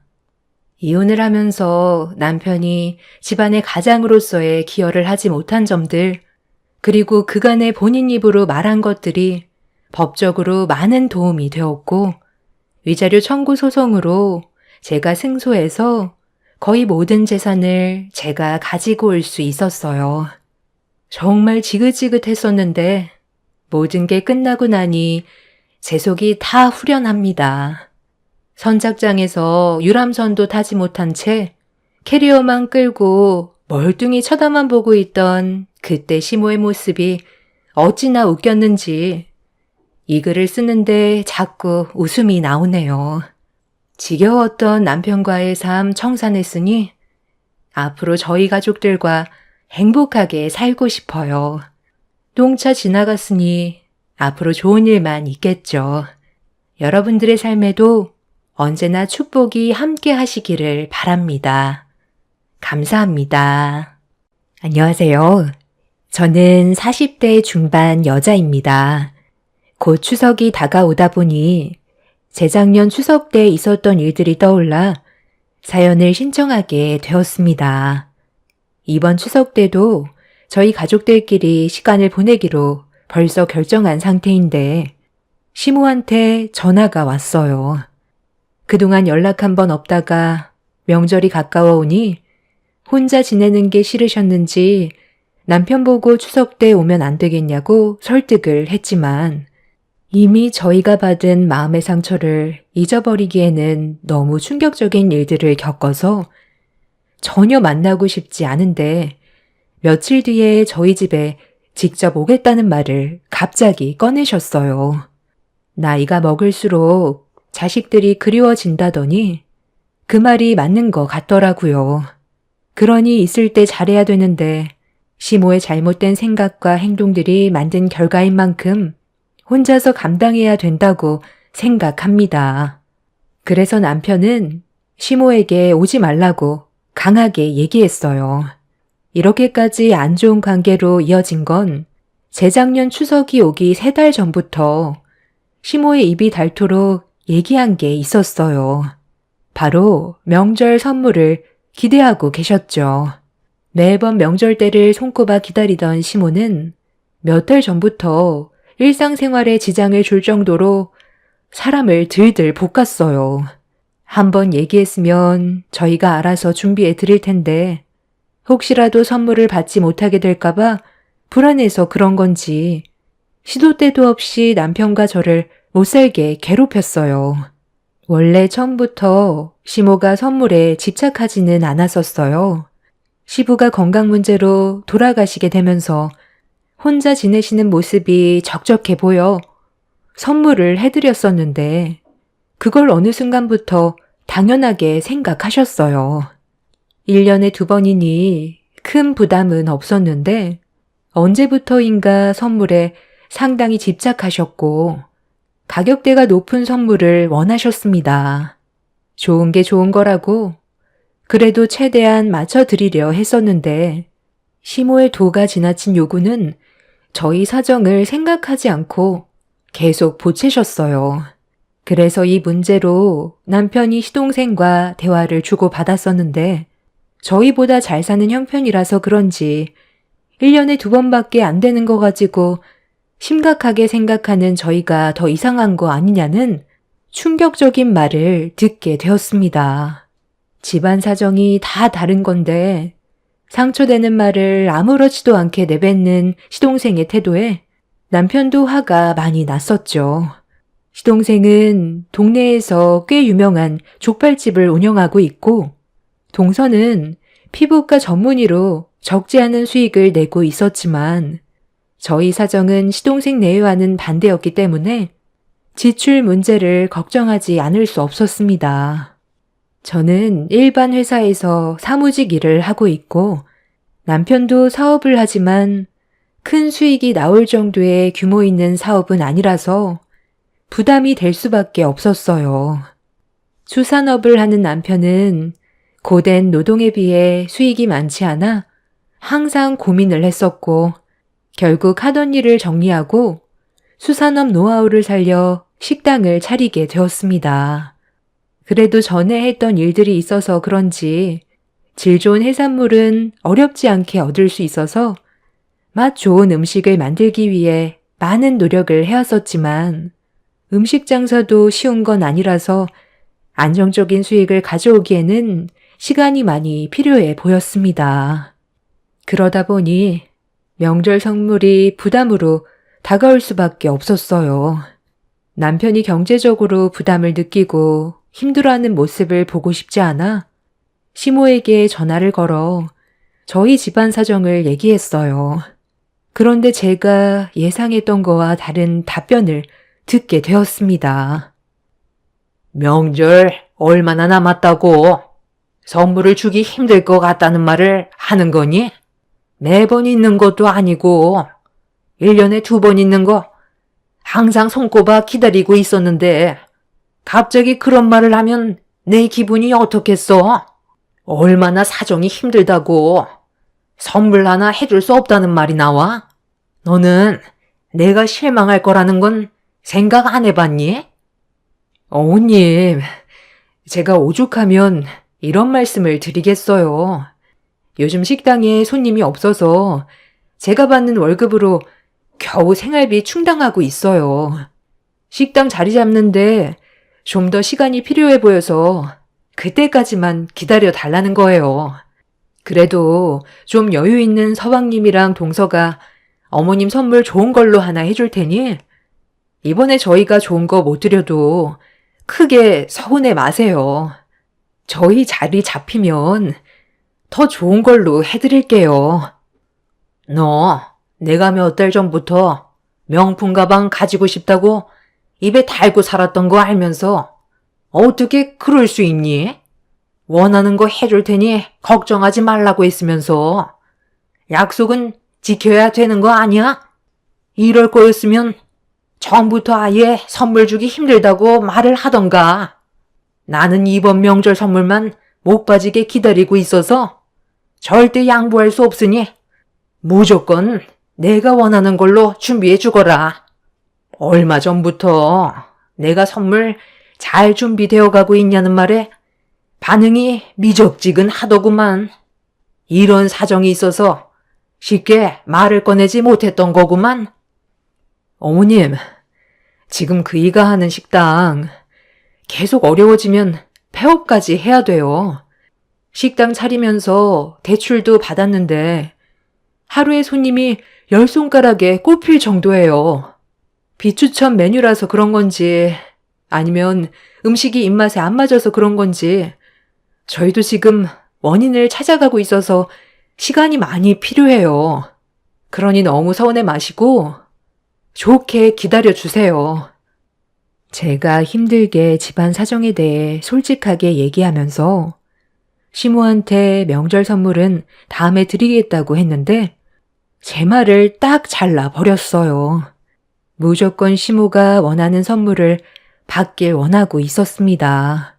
자식이 힘든 상황이고 집안이 무너지게 생겼다고 사정을 하는데도 시모는 심각하게 받아들이지 않길래 저는 너무 큰 실망을 하게 되었고 너무 당연하게 생각하는 모습에 선물은커녕 명절날 시댁도 가고 싶지 않았습니다.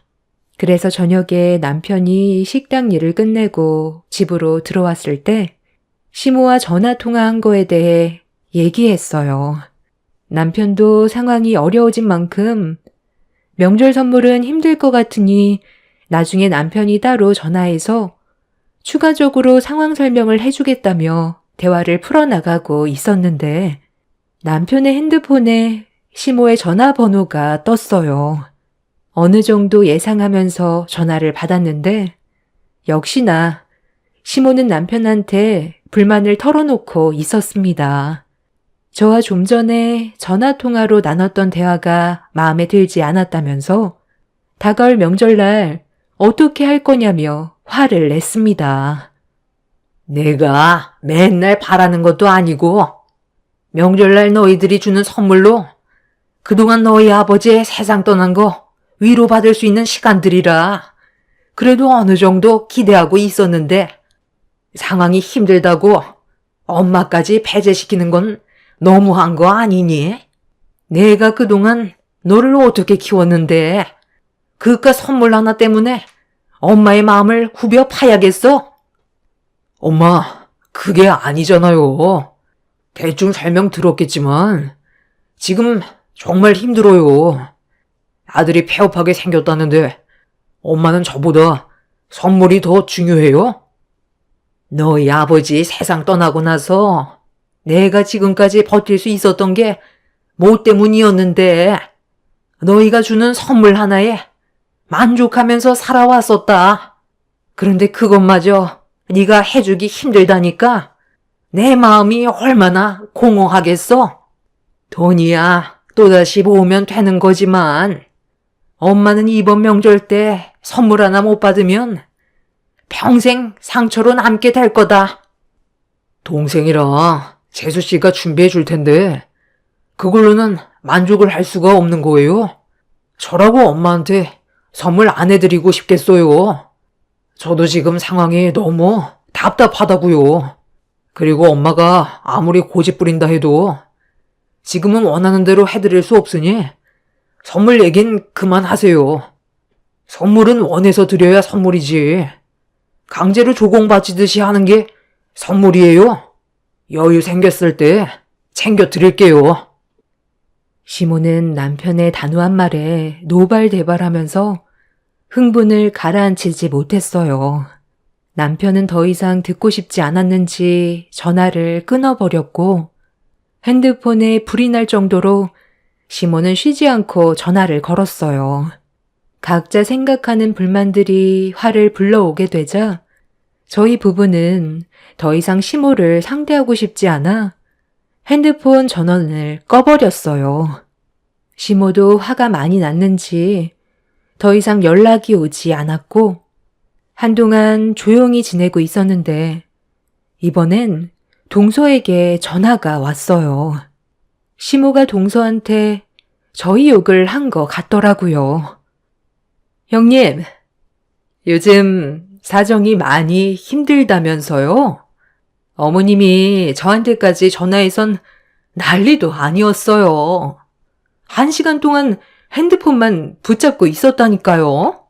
지금 상황이 많이 안 좋으면 제가 어떻게 금전적으로 도움 좀 줄까요? 어머님이 형님네가 지금 길바닥에 주저앉을 정도로 안 좋아서 명절 선물 하나 해줄 수 없을 만큼 심각하다던데 그 정도면 그냥 우리한테 손 벌리는 게 좋지 않겠어요? 얼마 정도 필요한 거예요? 대출도 받았는데 아주버님 식당이 안 되니까 얼마나 답답하겠어요. 숨은 쉴 수 있을 만큼 도와줄 여건은 되니 필요한 금액만 얘기하세요. 가족 좋다는 게 뭐겠어요. 서로 힘들 때 도와주는 게 가족이잖아요. 동서, 걱정해 주는 건 정말 고마운데 돈까지 빌릴 정도로 지금 집안 사정이 아주 안 좋은 건 아니야. 나도 일을 하고 있어서 최대한 버틸 때까지 버텨보려고. 그럼 이렇게 하는 게 어때요? 일단 어머님 기분 풀어드려야 하잖아요. 어머님이 저러시는 거 선물 때문에 그런 거니까 제가 선물 하나 따로 준비해서 형님한테 줄게요. 그걸로 명절날 선물이라고 주면 될 것 같아요. 그래야 조용해지지. 안 그럼 명절 때도 어머님 성격상 계속 불만만 꺼내실걸요? 오래간만에 가족 모두 모이는 날 서로 얼굴 붉히는 건 좀 그렇잖아요. 부담 갖지 말고 내가 형님한테 선물 주면 그걸 어머님한테 드리세요. 돈은 나중에 줘도 되니까 부담 갖지 말고요. 형님도 알겠지만 지금 어머님 엄청 노여워하시는 거 잘 알고 있죠? 명절날 조용히 넘어가는 걸 원하면 내 말대로 따라주는 게 좋을 거예요. 그럼 그렇게 알고 있을 테니 걱정 말고 명절날 봐요. 나 지금 환자분 들어와서 상담해야 되거든요. 전화 못 받으니까 명절날 얼굴 보면서 얘기해요. 평소에 연락 한번 주고받지 않았던 동서가 갑자기 저를 도와주겠다면서 혼자 일방적으로 얘기한 뒤 전화를 끊어버려 많이 당황스러웠어요. 사실 동서와 저는 사이가 별로 좋지 않거든요. 가진 게 많다는 이유로 얼굴만 마주보면 저희 집안을 무시하기 일쑤였죠. 그래서 최대한 서로 엮이지 않으려 했는데 동서도 제가 거리를 둔다는 걸 느끼고 있었는지 명절날 얼굴 보는 거 외엔 개인적으로 연락을 주고받지는 않았습니다. 그렇게 꽤 오랜 시간 안 좋은 감정 가지고 지내왔었는데 갑자기 도와주겠다며 친하게 접근하는 동서의 행동이 의심하지 않을 수가 없었어요. 평소에 저와 사이가 좋았다면 이런 생각은 하지 않았겠지만 너무 다른 반대의 모습을 보여줘서 어떻게 받아들여야 할지 몰라 고민이 되었죠. 아무리 집안의 사정이 힘들어도 동서에게 손을 벌리는 건 아닌 것 같아 일이 바쁜지 전화를 받지 않아서 문자로 동서의 제안을 거절했어요. 동서는 제 문자를 읽었는지 알겠다는 한마디를 끝으로 더 이상의 대화는 없었습니다. 그리고 다시는 안 왔으면 했던 추석 명절이 다가왔고 남편과 저는 무거운 마음으로 어쩔 수 없이 시댁으로 향했지만 시모가 어떤 반응을 보이게 될지 이미 알고 있었기 때문에 싫은 말 듣게 될까봐 가는 동안에도 걱정이 많았습니다. 남편도 한 성격 하는지라 어떠한 문제로 안 좋은 감정을 터뜨리게 된다면 걷잡을 수 없을 정도로 사태가 심각해지거든요. 저는 그런 일만 없길 간절히 바라고 있었는데 시댁에 발을 들이자마자 남편을 본 시모가 뭐하러 왔냐면서 꼴도 보기 싫다고 상처되는 말들을 거침없이 뱉었어요. 남편은 그런 시모의 모습에 당황한 듯 할 말을 잃어 현관문 앞에 서 있는데 뒤에서 동서내외도 막 도착해선 목소리를 높이는 시모에게 말을 붙였습니다. 그리곤 시모 보고 들으라는 것처럼 제가 반대했던 시모의 선물을 건네주면서 중요한 선물 현관문 앞에 놨다가 잃어버리면 어떡하냐고 마치 제 것인 것처럼 밑밥을 깔고 있었습니다. 동서의 행동에 남편과 저는 당황했고 시모는 저희가 선물을 사왔다는 말을 듣고는 갑자기 태도가 180도 바뀌었습니다. 동서는 아무렇지도 않은 척 먼저 집으로 들어갔어요. 저와 남편은 동서가 무슨 생각을 가지고 있는지 알 수 없는 상태에서 일단 건네준 선물을 제가 가지고 있었습니다. 시모는 저와 동서가 들고 있는 포장된 선물 상자를 보더니 기분이 들떠서는 밥부터 먹자면서 급하게 주방으로 들어갔어요. 동서, 내가 이런 거 필요 없다고 했었잖아. 우리한테는 동서의 호의가 부담으로 다가온다고. 그리고 지금 당장 돈을 줄 수 있는 상황이 아니란 것도 알잖아. 아, 별거 아니니까 돈 안 줘도 돼요.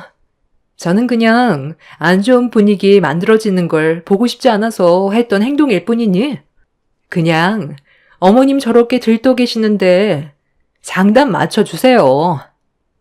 선물 상자 안에 있는 물건이 뭔데? 비싼 건 없으면 우리가 돈을 갚는데 많은 어려움이 있거든. 혹시 명품 가방은 아니지? 저 상자 안에 물건이 도대체 뭐야? 에이, 그건 일단 식사 끝나고 어머님한테 선물 드릴 때 확인해 보면 알게 되잖아요. 형님이 지금 걱정해봤자 당장 해결되는 건 없어요. 편히 식사부터 하자고요. 이 정도까지 했으면 눈치껏 알아들을 수 있잖아요. 애들 배고프다고 난리니까 일단 밥부터 먹자니까요. 형님이 이럴수록 더 티난다는 거 몰라요? 일방적으로 행동한 동서 때문에 제 심기가 불편해졌던 저는 각자 생각하는 금액대가 다른데 저희 집안 사정보다 더 큰 가격대의 물건이 들어있을까봐 그게 걱정이었어요. 그래서 물어본 거였는데 동서는 귀찮다는 듯 주방으로 들어갔습니다. 남편은 일단 상황을 지켜보자면서 주방으로 들어갔고 저 또한 남편의 뒤를 따르게 되었죠. 그렇게 모두 한자리에 모여 식사를 이어나갔지만 좀 전까지만 해도 난리를 치던 시모의 모습은 어디 가고 전혀 다른 모습을 보게 된 터라 저는 차마 웃고 즐길 심정은 아니었어요.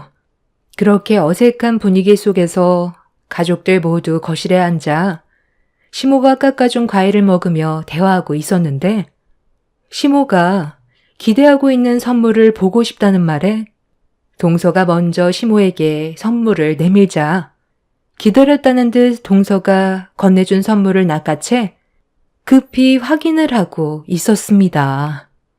포장된 선물 상자에서 나온 건 다름 아닌 명품 가방이었어요.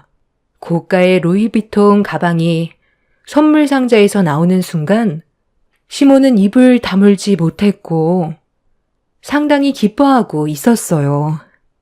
시모는 한층 업된 기분으로 제 옆에 있던 선물 상자를 빨리 달라면서 손을 내밀길래 제가 준비한 것도 아니지만 제가 준비한 것처럼 시모에게 건네주었습니다. 시모는 상자 안에 뭐가 들어있는지 많이 궁금했었는지 급하게 포장지를 뜯고 있었어요. 그리고 안에 있던 물건을 꺼내 들어 올리는 순간 저희 부부는 시모가 들고 있던 가방을 뚫어지게 쳐다봤어요. 시모는 순간적으로 정색을 하면서 동서가 들고 있던 가방과 나란히 거실 테이블에 올려놓았습니다. 아니, 지금 이게 어떻게 된 상황이니? 왜 너희들이 준비한 선물이 똑같은 거야? 명품 가방을 원하기는 했지만 둘이 겹칠 거라곤 전혀 생각하지 못했는데 이렇게 되면 하나는 환불을 할 수밖에 없겠는데? 그런데 가만히 있어보자. 너희들이 나한테 똑같은 선물을 해준 건 맞긴 한 것 같은데 약간 미묘하게 다른 것 같은데 상품 번호는 똑같은데 왜 생긴 게 다른 거지? 설마 이거 가품 아니야? 잠깐만. 그러고 보니 큰 며느리가 나한테 준 선물은 보증서가 없네. 작은 며느리가 준 건 보증서가 있잖아. 큰 며느리 네가 얘기 좀 해봐라. 이거 어디서 산 거야? 백화점에서 산 거 아니지? 설마 나 속이려고 길거리 시장에서 구매한 거니? 어머, 요즘 이 상품이 유행이라곤 하던데 벌써부터 가품이 돌아다닐 줄 전혀 몰랐어요. 정말 자세하게 안 보면 어떤 게 진짜이고 가짜인지 구분하기 힘들겠어요. 뭘 구분하기 힘들어? 나는 딱 알겠는데 달려있는 것들부터가 싸구려 티가 팍팍 나잖아. 얘, 너 지금 나한테 일부러 이런 짓을 꾸민 거지?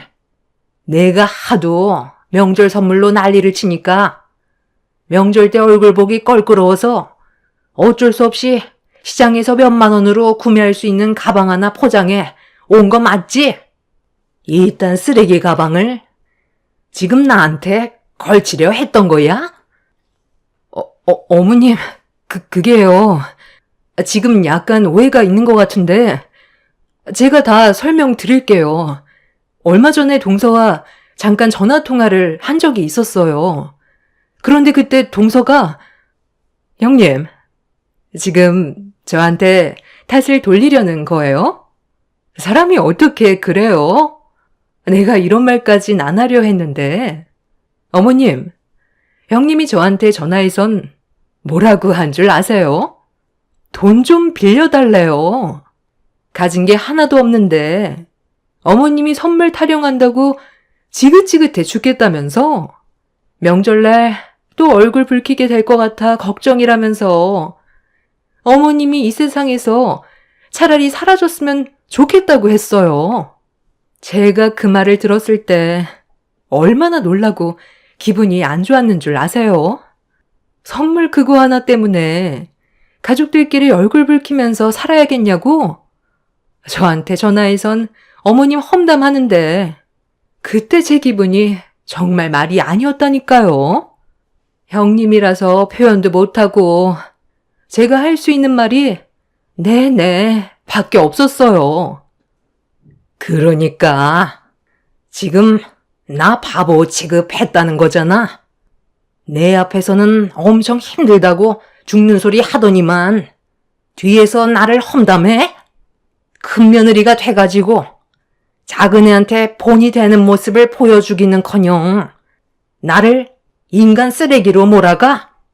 너 그렇게 안 봤는데 아주 못돼 처먹었구나? 감히 내 앞에서 너 같은 수준의 가품을 뒤밀어? 시모는 제 말을 조금도 들으려 하지 않고 그 자리에서 가방을 마구마구 찢어 버렸어요. 남편도 시모의 행동에 많이 놀랐는지 뭐 하는 짓이냐고 화를 냈지만 이미 시모는 제정신이 아닌 듯 했어요. 그렇게 사정없이 찢어버린 가방을 제 얼굴에 던져버리면서 평생 지울 수 없는 막말을 쏟아냈어요. 남편과 저는 이런 분위기에 더는 함께 있고 싶지 않아 자리에서 일어났습니다. 그리고 동서가 한 행동들은 잘못된 거라며 집안 분열을 일으킨 거에 대해 조용히 넘어가지 않을 거라고 화를 냈는데 그 순간 시모가 자리에서 벌떡 일어나더니 어른이 앞에 있는데 동서한테 화를 냈다고 제 머리채를 잡았습니다. 갑작스런 상황에 너무 놀라 비명을 질렀고 남편은 소리치며 뜯어 말렸지만 시모는 그동안 저에 대한 불만이 많았었는지 머리를 잡고 있던 손을 놓지 않았어요. 이런 광경을 자리에 앉아서 지켜보던 시동생은 저를 보며 눈치도 없다면서 동서가 준비해 준 것만도 감사하게 생각해야 되는 거라며 가진 게 없는 식구들과 함께 사는 게 너무 피곤하다며 이번 기회에 그동안 시모가 쌓였던 거 전부 풀어버리라면서 시모를 더 난리치게 부추겼어요. 남편은 온 힘을 다해 시모를 강하게 밀쳐버렸고 뒤로 넘어진 시모는 다시 자리에서 일어나 저를 노려보고 있는데 그 순간 방문을 열며 밖으로 나온 동서의 아들이 울먹이며 밖으로 나왔어요. 그리고 제 옆으로 다가오더니 바닥에 찢어져 있던 가방을 주워 들었습니다. 그 모습을 모두가 당황하며 보고 있는데 찢어진 가방을 들고 있던 동서 아들이 그 가방을 동서에게 집어 던졌어요. 그리곤 이어서 충격적인 말을 꺼냈습니다. 동서가 시모에게 건넸던 명품 가방 또한 가짜라면서 왜 큰엄마한테만 뭐라고 하냐며 집에서 시동생과 동서가 나누는 대화를 전부 다 들었었다고 충격적인 말로 모두를 당황스럽게 만들었어요. 시모는 그럴 일 없다면서 보증서가 있는 걸 조카에게 보여주면서 동서내외가 그럴 일 없다고 얘기했지만 조카는 동서가 하는 말을 가족들에게 그대로 전달해 주었습니다. 저에게 건네주었던 선물은 가품 중에서도 최하급이었고 동서가 시모에게 주었던 가방은 가품 중에서도 최상급으로 보증서까지 비슷하게 만든 제품이었습니다. 그리고 지금까지 시모에게 선물해줬던 모든 물건들이 전부 진품이 아닌 가품이었다는 걸 조카가 전부 털어놓으면서 큰엄마한테만 왜 뭐라 하냐고 집이 떠나가라 호통을 치기 시작했어요. 싸우는 거 보고 싶지 않다면서 눈물을 흘리고 있길래 저는 조카를 진정시켜 주었습니다. 시모는 그 자리에서 털썩 주저앉았고 동서는 말까지 더듬더니 횡설수설하고 있었는데 분노한 시모가 테이블 위에 올려져 있던 가방을 들어 냅다 던져버렸고 그동안 속고 살았다는 거에 엄청난 배신감을 느끼게 되었는지 다 필요 없다면서 전부 다 나가라고 소리를 질렀습니다. 시모가 분노하는 모습을 보게 된 시동생은 자리에서 벌떡 일어나더니 결국 이런 상황까지 오게 될 줄 알았다면서 동서에게 분노했고 시동생 내외는 그 자리에서 서로 언성을 높이면서 싸우기 시작했어요. 시동생은 벌만큼 벌고 있기 때문에 제대로 된 선물을 해주고 싶어 했지만 동서가 그걸 원하지 않았습니다. 늙은이가 무슨 명품이냐고 막말까지 섞어가면서 저보다 더 큰 불만을 가지고 있었어요. 정작 본인도 명품 하나 제대로 걸치지도 못하는데 힘들게 돈 벌어 모아 시모에게 갖다 바치는 선물들이 아깝다면서 이런 삶을 사는 거에 대해 불만을 털어놓고 있었습니다. 시동생과 동서는 걷잡을 수 없이 상처되는 말들을 주고받았고 시모는 그동안 받았던 선물들을 밖으로 가지고 나와 전부 다 쓰레기통에 집어넣었어요. 저희는 그래도 선물 하나 해줬을 때 직접 백화점 가서 신중하게 골라 선물을 드렸었는데 동서는 처음부터 끝까지 전부 다 가품만 선물해주고 있었습니다. 이 문제로 동서내외는 지속적인 부부싸움이 있었고 그걸 옆에서 조카가 전부 다 지켜보고 있었는지 시댁에 와서도 또 이 문제로 싸우게 되자 저희가 몰랐던 사실을 전부 다 털어놓게 된 거였어요. 상황이 급격하게 안 좋아지자 남편은 중간에서 그만하라고 소리를 지르며 동서내외를 밖으로 내쫓아 버렸어요. 시모는 자식 새끼 키워봤자 아무 소용 없다면서 땅을 치며 오열을 했고 저희 부부 또한 그 모습을 보면서도 너무 많은 실망을 했던 터라 그날 집으로 돌아오게 되었죠. 동서내외는 명절날 이후 서로의 생각 차이 때문에 이혼까지 가게 되는 일이 생겨버렸습니다. 그리고 시동생은 지긋지긋한 집구석과 더는 엮이고 싶지 않다면서 시모는 장남인 저희 남편이 돌봐드리는 게 맞지 않냐며 다시는 연락하고 지내지 말자고 이사를 가버렸어요. 저희도 시모의 얼굴을 보고 싶지 않아 연락하지 않았고 시모 또한 저희한테도 연락하지 않은 채 지내고 있었습니다. 그렇게 서로 등을 돌린 채 지내고 있었는데 저희 가족에게 뜻하지 않았던 기회가 갑자기 찾아왔어요. 정말 힘들었던 시간들을 전부 보상이라도 받는 듯 남편의 생선가게 백반집이 퀄리티가 좋다고 느꼈는지 백화점에 입점할 수 있는 기회가 생겼습니다. 몇 명의 사람들이 식사를 하고 간 적이 있었는데 그 손님들이 백화점 직원들이었다는 걸 뒤늦게 알게 됐고 남편은 이 기회를 놓치고 싶지 않아 제안을 받아들이게 되었죠. 그리고 예전과는 다르게 저희 집안 사정은 하루하루가 다르게 정말 좋아졌어요. 그런데 백화점에 입점했다는 소문이 시모의 귀에까지 들어가게 되자 잘 나간다는 소식에 연락 한 통 없었던 시모가 갑자기 전화가 왔어요. 예전에 일들을 사과도 할 겸 얼굴 한번 보자고 했었지만 저와 남편은 단호하게 거절을 했습니다. 그동안 남편을 온갖 무시하던 시모가 남편이 잘 나가게 되자 또다시 접근하려는 모습이 너무 꼴보기가 싫었어요.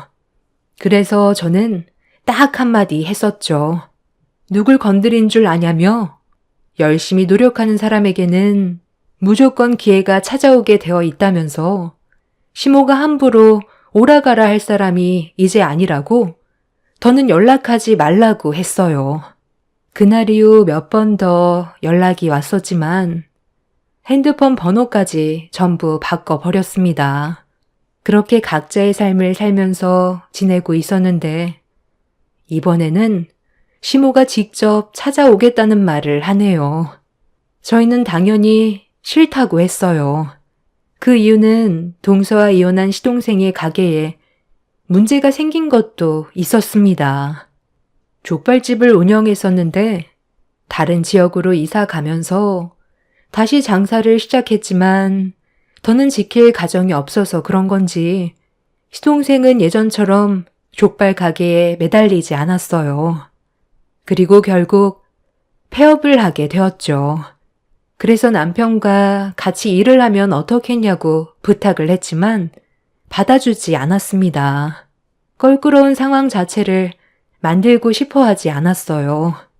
욕심이 한도 끝도 없으면 그 끝은 나락이라는 걸 이번 일을 통해 느꼈으면 좋겠어요. 저희 부부는 정말 열심히 살아왔었고 노력 끝에 좋은 결과를 얻게 되었습니다. 또다시 시모와 엮이고 싶지 않아요. 저희 가정은 지금 이대로가 행복하거든요. 시모는 연세가 들수록 등 돌린 자식들이 그립고 지난 날이 후회가 되겠죠. 돌아가신 아버님 핑계로 자식들 등골 빼먹으려던 못된 심보, 제발 고치셨으면 좋겠네요. 제 사연을 들어주신 여러분들께서도 가족들에게 바라기만 하는 것보단 서로를 아껴주고 챙겨주시길 바랍니다. 감사합니다.